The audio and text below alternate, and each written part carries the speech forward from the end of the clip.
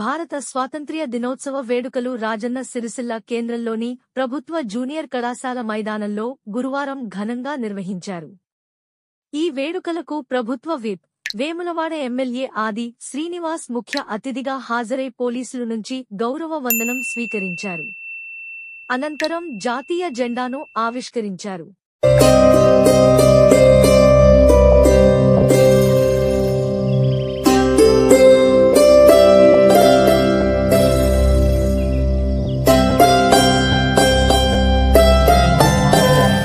Never lose your faith in the destiny of India. Subhash Chandrabose గారు ప్రభుత్వ whip ఈ స్వాతంత్ర దినోత్సవ వేడుకలకు స్వాగతం సుస్వాగతం.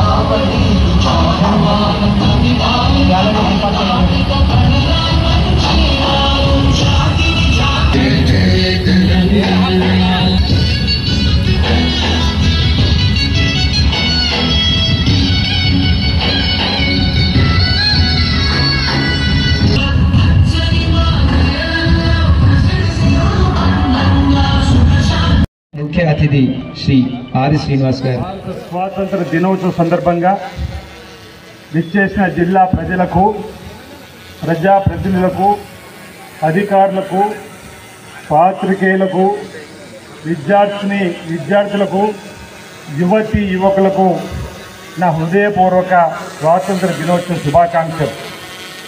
సుదీర్ఘ పోరాటాలు, ఎందరో మహానుభావుల ప్రాణ త్యాగాలతో బ్రిటిష్ సామ్రాజ్య పాలన అంతమై భారతదేశానికి స్వాతంత్రం వచ్చింది. పౌరులందరికీ స్వేచ్ఛ, స్వాతంత్రం సిద్ధించాయి. ఈ క్రమంలో రాష్ట్రంలో ప్రజాపాలన 2023 డిసెంబర్ 7వ తేదీ నుంచి కొనసాగుతూ ఉంది.